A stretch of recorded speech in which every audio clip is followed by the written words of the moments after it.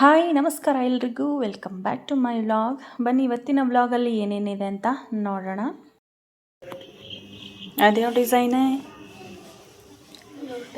ಕೈ ಹಿಂಗೆ ಶೇಕ್ ಮಾಡಬಾರ್ದು, ಹಾಕೋವಾಗ ನೀಟಾಗಿ ಹಿಂಗೆ ಒಂದು ಸಲ ಹಿಂಗೆ ಎಳೆದು ಬಿಡಬೇಕು. ಅಯ್ಯಪ್ಪ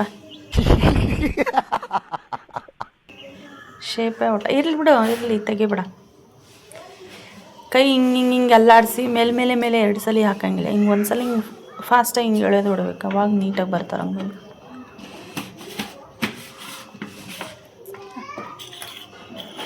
ತುಳಸಿ ಗಿಡಕ್ಕೆ ಹಚ್ಚಲಿಲ್ಲ.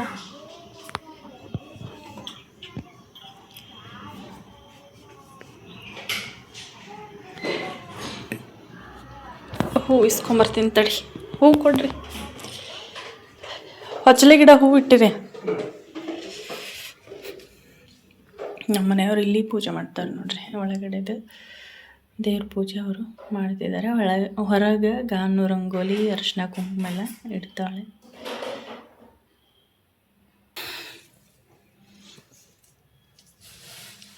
ಹೂವಿನ ರೇಟ್ ಸಿಕ್ಕಾಪಟ್ಟೆ ದುಬಾರಿ, ಅಂದರೆ ರೇಟ್ ಜಾಸ್ತಿ ಆಗಿದೆಯಂತೆ. 100 ರೂಪಾಯಿ 1/4 kg ಇದೆಲ್ಲ ರೋಸ್.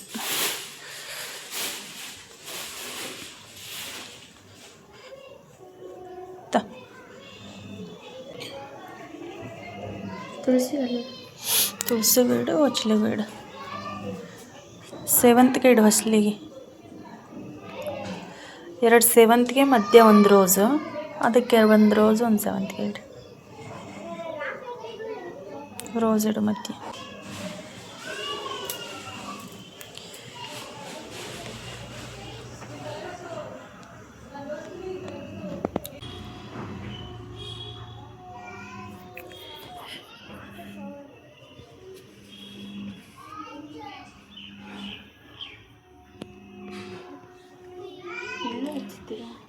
ಹಚ್ಚಿದ್ದಷ್ಟೇ ಒಮ್ಮೆ. ಹಾಂ ಫ್ರೆಂಡ್ಸ್, ಇದು ಗಿಡ ಹಚ್ಚಿದ್ನಲ್ಲ ನೋಡಿ,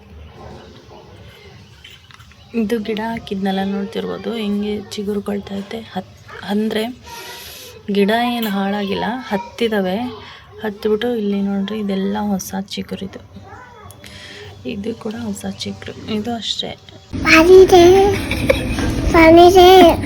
ಎಲ್ಲ ಒಂದೊಂದು ಮೆಟ್ಲ ಮೇಲೆ ಒಂದೊಂದು. ಡೈಲಿ 1-2 ಹೂ ಹಿಂಗೆ ಬಿಡ್ತವೆ ನಮ್ಮ ಇದು ದಾಸವಾಳ ಗಿಡ. ಅದು ಒಂದು ಶೋ ಪ್ಲ್ಯಾಂಟಲ್ಲಿದೆ. ಇದು ಒಂದು ಶಂಖ ಪುಷ್ಪ ಈ ಥರ ಆಗಿದೆ. ಇದು ಅಷ್ಟೇ 2-3 ಹೂ ಬಿಡ್ತಾನೆ ಇರುತ್ತೆ. ಚಿಕ್ಕದಿದ್ರೂ ಕೂಡ ಹೂ ಚೆನ್ನಾಗಿ ಬಿಡುತ್ತೆ ಇದು. ಓ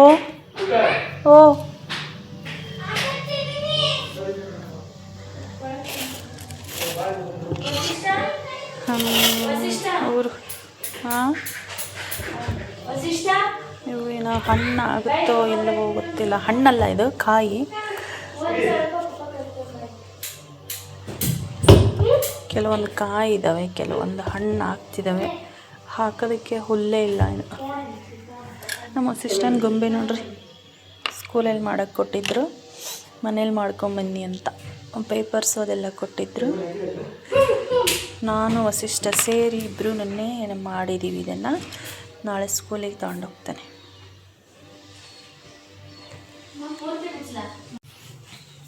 ಫ್ರೆಂಡ್ಸ್, ಇವತ್ತು ನಾಷ್ಟಕ್ಕೆ ತೋಸಿದ ಮಂಡಕ್ಕಿ ಮಾಡೋಣ ಅಂದ್ಕೊಂಡಿದ್ದೀವಿ. ತೋಸಿದ ಮಂಡಕ್ಕಿ ಅಂದರೆ ಅದೇ ಇದು ಪುರಿ ಉಸ್ಲಿ, ನಮ್ಮ ಕಡೆಯಲ್ಲಿ ಮಾಡೋದು ದಾವಣಗೆರೆ ಪುರಿ. ಇದನ್ನು ಇವಾಗ ತಿಂಡಿಗೆ ಮಾಡೋದು, ಪುರಿ ಉಸ್ಲಿ ಥರ ಬೇಕು. ಇಲ್ಲೊಂದು ಚೀಲ ಇದೆ, ಇದು ನಮ್ಮ ಮನೆಯವ್ರು ತೊಗೊಂಬಂದಿದ್ದಾರೆ ಬರೋವಾಗ. ಉಳಿದಿದ್ದು ಕರಿದ ಕಾಳು ಮಂಡಕ್ಕಿ, ಬೆಳ್ಳುಳ್ಳಿ ಚುಮ್ಮರಿ ಮಾಡ್ತಾರಲ್ಲ ಅದನ್ನು ಮಾಡಬೇಕು. ಇನ್ನು ಸ್ವಲ್ಪ ಈಗ ಒಗ್ಗರಣೆ ಮಂಡಕ್ಕಿನ ಮಾಡಬೇಕು ನಾಷ್ಟ ಮಾಡೋಕ್ಕೆ. ಈಗ ಪೂರ್ತಿ ಹಾಕು, ಕ್ಲೀನ್ ಹಸ್ ಮಾಡಿ ಹಾಕು. ಈರುಳ್ಳಿ ಹಸ್ ಮಾಡಿ ಹಾಕು. ವಸಿಷ್ಠ ಮೆಣಸಿನ್ಕಾಯಿ ತಾಂಬೈಲ್ 1-2. ಎಲ್ಲೋದೆ ಫ್ರೆಂಡ್ಸ್? ನಾಷ್ಟಕ್ಕೆ ಒಗ್ಗರಣೆ ಮಂಡಕ್ಕಿ ಮಾಡ್ತಾಯಿದ್ದೀವಿ. ಒಗ್ಗರಣೆ ಮಂಡಕ್ಕಿ ಮಾಡಿ ತಿಂದು ಮತ್ತೆ ಮುಂದೆ ಕೆಲಸ ಏನೇನಿದೆ ಅದನ್ನು ಮಾಡ್ಕೋಬೇಕು. ಮಳೆ ಬರೋಂಗೆ ಬೇರೆ ಆಗೈತೆ. ಬಟ್ಟೆ ವಾಶ್ ಮಾಡೋದಿರುತ್ತೆ, ಪಾತ್ರೆ ತೊಳೆದಿರುತ್ತೆ. ಇವತ್ತು ಸ್ಕೂಲ್ ಬೇರೆ ರಜಾ, ಹಾಗಾಗಿ ನಾವು ಲೇಟಾಗಿ ಎದ್ದಿದ್ದೀವಿ. ಟೈಮ್ ಬಂದು ಈಗ 8:30 ಆಗಿದೆ. ಇನ್ಮೇಲೆ ನಾವು 8:30 ಯೋ ಟೈಮ್ ಬಂದು 8:30 ಆಗಿದೆ ಅಂದಿನಿ. ಇವ್ರಿಗೆ ಇಡ್ಲಿ ವಡೆ ಆಗಿದೆ ಅನ್ಸೈತಂತೆ. ಅಂದರೆ ನೀವು ಇಡ್ಲಿ ವಡೆ ಧ್ಯಾನದಲ್ಲಿರಬೇಕು, ಅದಕ್ಕೆ ಹಂಗೆ ಕೇಳಿಸೈತಿ ನಿಮಗೆ. ಆ ತಲೆಯಲ್ಲಿ ಹಂಗಿದ್ರೆ ಅದು ನಾವು ಏನು ಮಾತಾಡಿದ್ರು ಅದೇ ಕೇಳಿಸೋದು.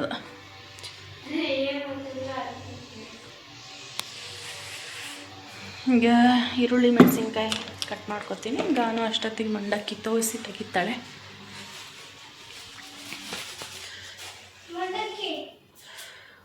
ಮಂಡಕ್ಕಿ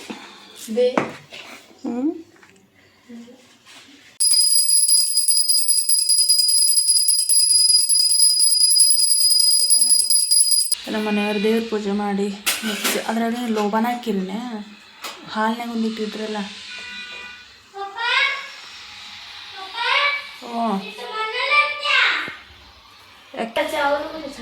ವಸಿಷ್ಠಂಗೆ ಸ್ಕೂಲ್ ರಜೆ ಐತೆ. ಫೋನ್ ನೋಡೋದಕ್ಕೆ ಅವ್ರ ಅಪ್ಪಂಗೆ ಮನೇಲಿ ಇರ್ತೀಯ ಪಪ್ಪ ಅಂತ ಕೇಳ್ತಾನೆ ನೋಡ್ರಿ.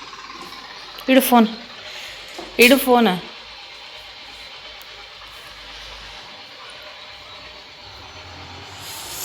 ಬರ್ರಿ, ಈಗ ನಮ್ಮ ಮಂಡಕ್ಕಿ ರೆಡಿ ಆಯಿತು. ನಾನು ಈರುಳ್ಳಿ ಮೆಣಸಿನ್ಕಾಯಿ ಕಟ್ ಮಾಡ್ಕೊಂಡಿದ್ದೀನಿ. ಒಗ್ಗರಣೆನ ಮಾಡ್ಬೇಕೀಗ. ಜೀರಿಗೆ ಖಾಲಿ ಆಗೈತಿ. ಸಾಸಿವೆ ಜೀರಿಗೆ ಹಾಕ್ಕೊಂಡು ಎಲ್ಲ ಮಸಾಲೆನೂ ನಾನು ಈ ಥರ ಒಂದು ಬಾಕ್ಸಲ್ಲಿ ಹಾಕಿಟ್ಟಿರ್ತೀನಿ. ಇದು ನೋಡ್ತಿರ್ಬೋದು, ಇದು ಫುಲ್ ಬರೀ ಮಸಾಲೆ ಐಟಮ್ಸು, ಸಾಸಿವೆ ಜೀರಿಗೆ ಖಾರದ ಪುಡಿ ಇಂಥದೆಲ್ಲ ಇಟ್ಕೊಂಡಿರ್ತೀನಿ.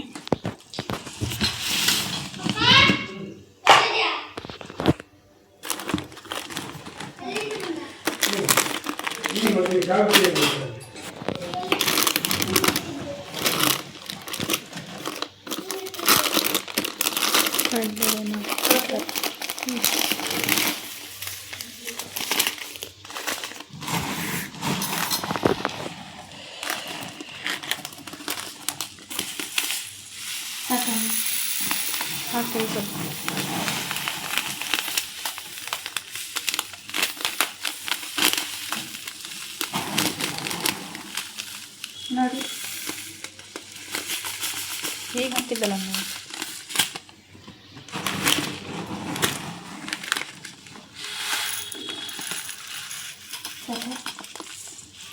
ಇನ್ನು ಸ್ವಲ್ಪ ಹಾಕ.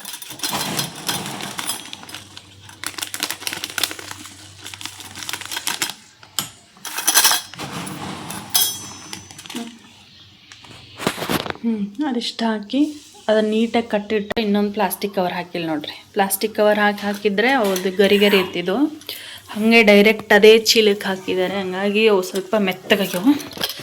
ಈಗ ಬನ್ನಿ ಒಗ್ಗರಣೆ ಮಾಡೋಣ ಮಂಡಕ್ಕಿ.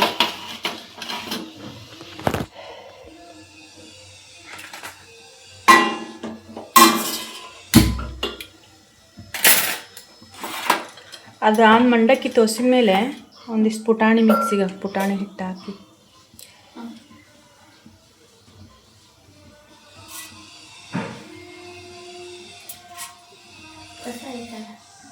ಐತೆ ರೀ ಕಸ. ಹಾಂ ಎಲ್ಲಿ?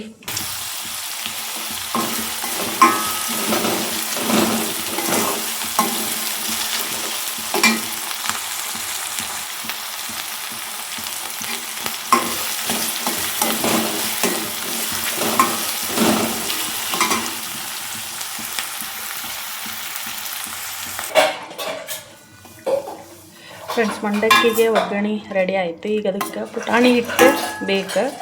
ಪುಟಾಣಿ ಹಿಟ್ಟು ಹಾಕಿ ಕಲಸಿ ಮಾಡಿದ್ರೆ ಚೆನ್ನಾಗತ್ತೆ. ಹಾಗಾಗಿ ನಾನೀಗ ಒಂದು ಸ್ವಲ್ಪ ಪುಟಾಣಿನ ಮಿಕ್ಸಿಗೆ ಹಾಕ್ಕೊತೀನಿ. ಒಂದು 2 ಸ್ಪೂನ್ ಪುಟಾಣಿ ಹಾಕ್ಕೊಂಡು ನೋಡಿರಿ. ಹಿಂಗೆ ಹಾಕಿ ಹಿಟ್ಟು ಹಾಕಿ, ಅದು ಹುರ್ಗಡ್ಲೆ ಮತ್ತು ಕಡಲೆ ಅಂದರೆ ಪುಟಾಣಿ ಹಿಟ್ಟು ಹಾಕಿ ಮಾಡಿದ್ರೆ ಸಕ್ಕತ್ತಾಗಿರುತ್ತೆ ಟೇಸ್ಟು. ಅದು ದಾವಣಗೆರೆ ಪುರಿ ಅಂತಂದರೆ ಇನ್ನೂ ಚೆನ್ನಾಗಾಗತ್ತೆ. ನಮ್ಮ ಪಲ್ಯನೂ ರೆಡಿ ಆಗೋಯ್ತು.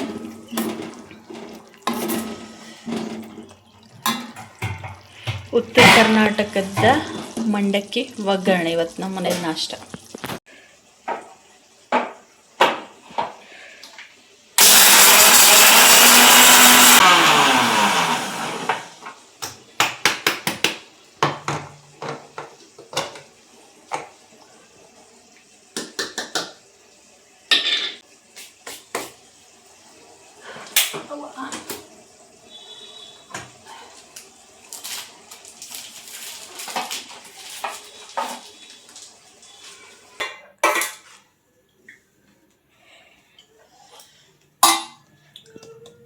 ಇದು ನೋಡ್ರಿ ಕಡಲೆ ಹಿಟ್ಟು ಅಂದರೆ ಪುಟಾಣಿ ಹಿಟ್ಟು.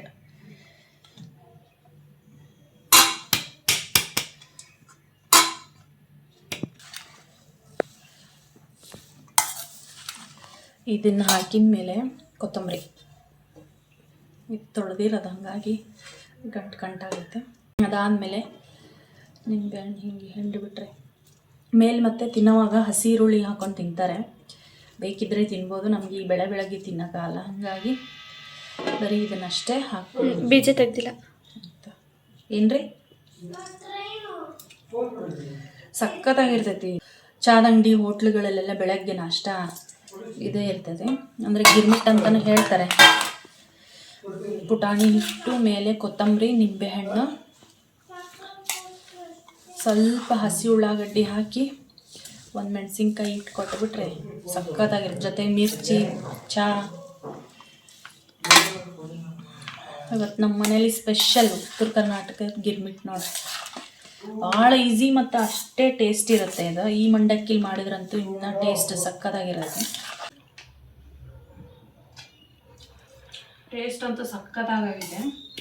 ಸೇಮ್ ನಮ್ಮ ಕಡೆ ಹ್ಯಾಂಡ್ ಮಾಡ್ತಾರೋ ಹಾಗೆ ಆಗಿದೆ. ಈಗ ಬರೀ ನಾವೆಲ್ಲರೂ ನಾಷ್ಟ ಮಾಡ್ತೀವಿ, ನಾಷ್ಟ ಮಾಡೋಣ ಅಂತ ಬರ್ರಿ. ನಮ್ಮ ಕಡೆ ಹಂಗೆ ನಾಷ್ಟ ಟೈಮ್ ನಾಷ್ಟ ಮಾಡೋಣ ಬರ್ರಿ, ಊಟ ಟೈಮ್ಗೆ ಊಟ ಮಾಡೋಣ ಬರ್ರಿ ಅಂತಲೇ ಕರೆಯೋದು. ಇದ್ರ ಮೇಲೆ ಸ್ವಲ್ಪ ದಾಣಿ ಉದಿಸ್ಕೊಂಡು, ಅಂದರೆ ಮಿಕ್ಸ್ಚರ್ ಖಾರ ಹಂಗೆ ಹಾಕ್ಕೊಂಡು ತಿಂತಾಯಿದ್ರೆ ಏನು ಸಖತ್ತಾಗಿರುತ್ತೆ ಗೊತ್ತಾ.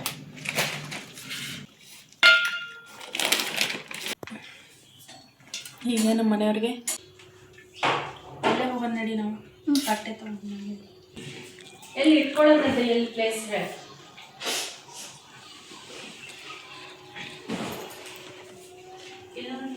ಈಗ ಅಂಡ್ರವೇರ್ ಹಾಕೊಂಡಿಲ್ಲ ನೀ ಒಳಗೆ? ನಮಗೆಲ್ಲ ಗೊತ್ತಾಗೋಯ್ತು.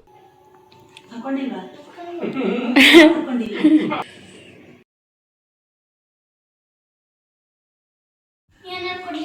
ವಸಿಷ್ಠನ್ ನೋಡಿ ಫ್ರೆಂಡ್ಸ್,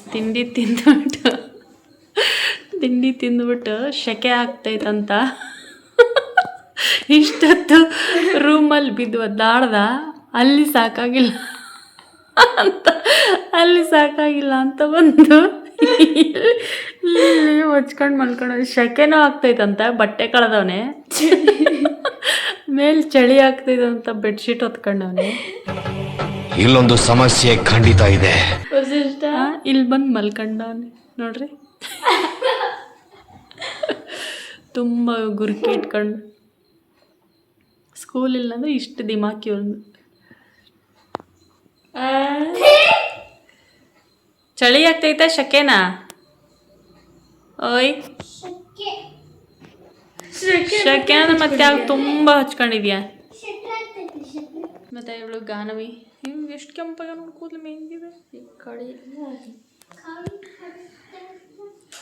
ಗಾನು ತಲೆ ಬಾಚ್ತಾವಳೆ.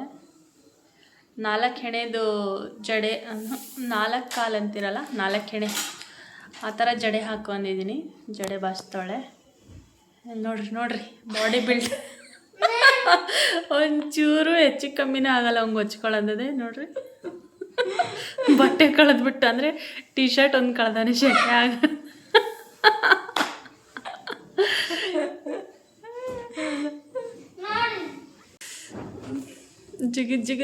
ಜಿಗಿದ್ ಹೊಚ್ಕೊಂತವನೆ. ಸೋಫಾಗೆಲ್ಲ ಹೊಚ್ಬೇಡ, ನೀನು ಹೊಚ್ಕೊ ಸಾಕು. ಸೋಫಾ ಹಿಂದೆ ಕೈ ಈಗ ಹೆಂಗೆ ಹೇಳ್ಕಂತ ನೋಡ್ರಿ. ಐಡಿಯಾ ಎಷ್ಟು ಚೆನ್ನಾಗಿದೆ. ಆ ಕಡೆ ಈ ಕಡೆ ಒಂಚೂರು ಹೆಚ್ಚು ಕಡಿಮೆ ಆಗಬಾರ್ದು ಅಂತ ನೀಟಾಗಿ ಇಷ್ಟು ದೊಡ್ಡದಾಗಿ ಹಾಸಿ ಎಳ್ಕೊಂತ ನಿಧಾನಕ್ಕೆ ಮೇಲಕ್ಕೆ. ಹಾಂ, ಇವಾಗ ಫುಲ್ಲು ಗೊಬ್ಬರ ಹಾಕೊಂಡು ಮಾಡ್ಕೊಂಡ್ಬಿಡ್ತಾನೆ, ಮುಗೀತು. ನೀನು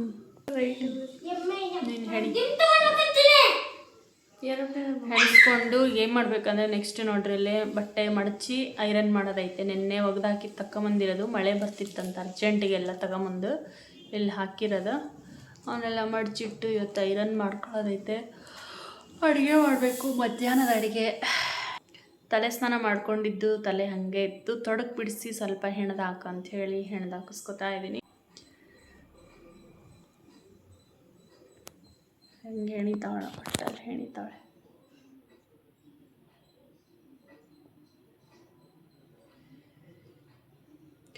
ಯಾರಾದರೂ ತಲೆ ಬಾಚಿದ್ರೆ ಒಂಥರ ಸಮಾಧಾನ ಆಗುತ್ತೆ, ನಮಗೂ ನಿದ್ದೆ ಬಂದಂಗೆ ಆಗುತ್ತೆ, ಎಲ್ಲ ಮಲ್ಕೊಂಬಿಡೋಣ ಅನ್ಸುತ್ತೆ. ನಾವು ಬಾಚ್ಕೊಳ್ಳೋದಕ್ಕಿಂತ ಯಾರಾದರೂ ಒಬ್ಬರು ಬಾಚಿದ್ರೆ ಚೆನ್ನಾಗಿರುತ್ತೆ. ಹಾಗಾಗಿ ಈಗ ಬಾಚಿಸ್ಕೊತಾ ಇದ್ದೀನಿ.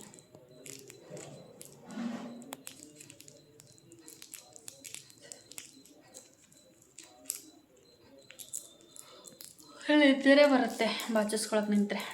ನಾನೇ ಈ ತಲೆ ಬಾಚಿಸ್ಕೊಂಡು ಮಲ್ಕೊಂಡ್ಬಿಡ್ತೀನಿ.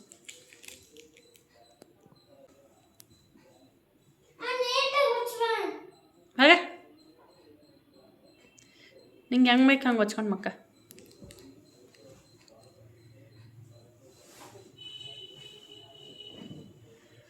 ನಿದ್ದೆಕ್ಕಿಂತ ಒದ್ದಾಡೋದೇ ಜಾಸ್ತಿ ಆಯ್ತು ನಿಂದು. ನಿದ್ದೆ ಆಯ್ತವ? ಮಡ್ಚಿಟ್ಟ.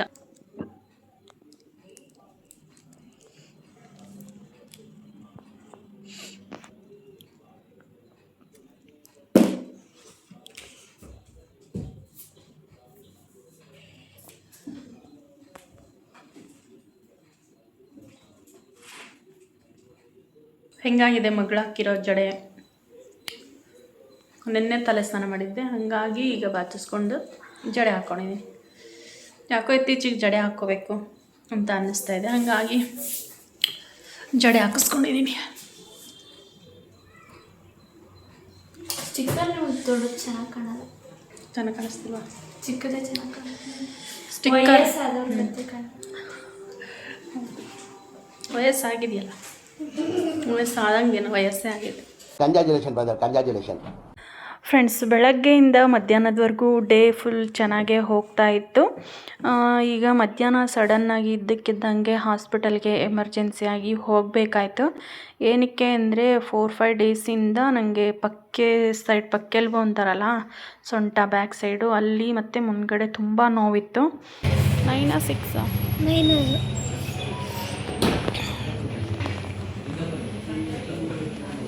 ಪೇನ್ ಇತ್ತಲ್ಲ ಅವಾಗ.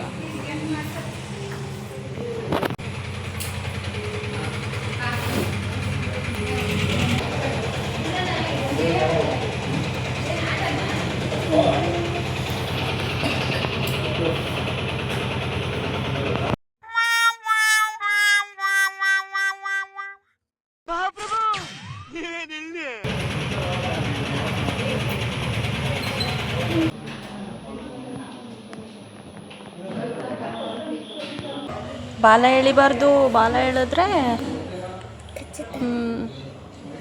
ಇಷ್ಟ ಹೆಂಗೆ ಮಾಡ್ಬೇಕು ನೋಡೋದಕ್ಕೆ ಹೆಂಗೆ ಸಮಾಧಾನ ಆಗುತ್ತೆ, ರಿಲ್ಯಾಕ್ಸ್ ಅನಿಸುತ್ತೆ, ನಿದ್ದೆ ಮಾಡುತ್ತೆ. ಗಿಲಿ ಹೆಂಗೆ ಮಾಡ್ಬೇಕು ಈ ಥರ, ಆ ಥರ ಅಲ್ಲ, ಬೇಡ ಕಣೋ, ಇಲ್ಲಿ ಈ ಥರ ಹಿಂಗೆ.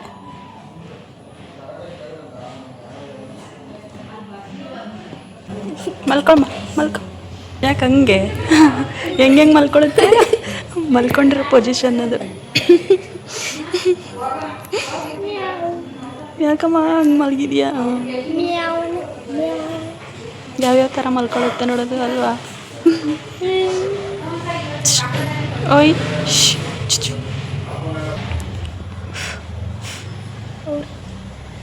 ಅದಲ್ಲ,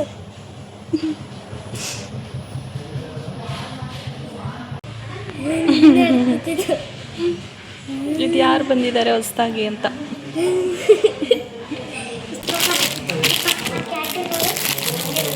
ಇದನ್ನ ಹಚ್ಚಿಸ್ಕೋಬೇಕಂತ.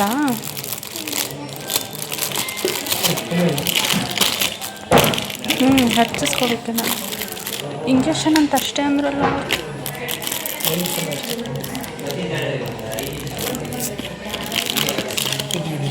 ಇಲ್ಲ ಆಡ ಮತ್ತು ಅದು ತೊಗೊಂಡ್ರ ಸಿರಿಂಜ್.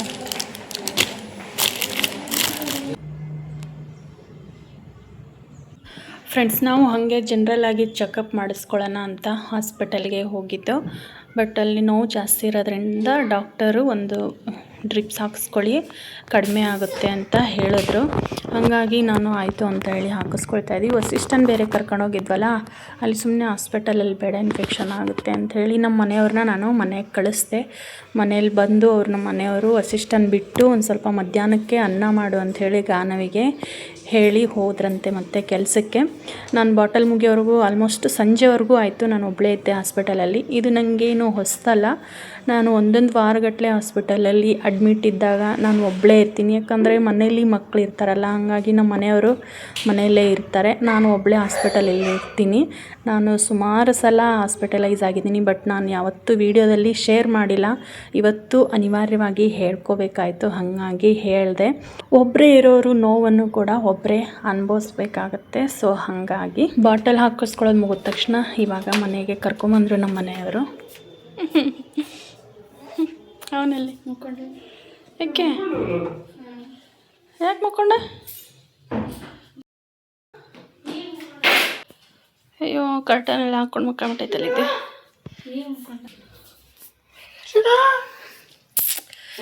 ಫ್ರೆಂಡ್ಸ್, ಬಾಟಲ್ ಹಾಕಿಸ್ಕೊಂಡು ಬಂದಿದ್ದೀನಿ. 3 ದಿನದ ಮಾತ್ರೆ ಕೊಟ್ಟಿದ್ದಾರೆ, ಆಯಿಂಟ್ಮೆಂಟ್ ಎಲ್ಲ ಕೊಟ್ಟಿದ್ದಾರೆ. 3 ದಿನಕ್ಕೆ ಕಮ್ಮಿ ಆಗಲಿಲ್ಲ ಅಂದರೆ ಏನು ಸ್ಕ್ಯಾನ್ ಅದು ಮಾಡ್ತೀನಿ ಅಂತ ಹೇಳಿದ್ದಾರೆ. ನಾವು ನಾರ್ಮಲ್ ಜನರಲ್ ಡಾಕ್ಟ್ರ್ ಹತ್ರ ಹೋಗಿದ್ವಿ. ಅವರು ಸರ್ಜನ್ ಹತ್ರ ಹೋಗ್ರಿ ಅಂತ ಹೇಳಿ ಅಲ್ಲಿ ಕಳಿಸಿದ್ರು.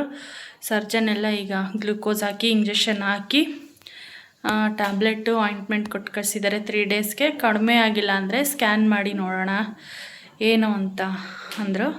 ಕಿಡ್ನಿ ಸ್ಟೋನ್ ಅಂತೂ ಅಲ್ಲ ಅಂತ ಹೇಳಿದ್ರು, ಬೇರೆ ಏನಾದರೂ ಇರ್ಬೋದು, ಸ್ಕ್ಯಾನ್ ಮಾಡಿ ನೋಡ್ತೀನಿ ಎಂದಿದ್ದಾರೆ.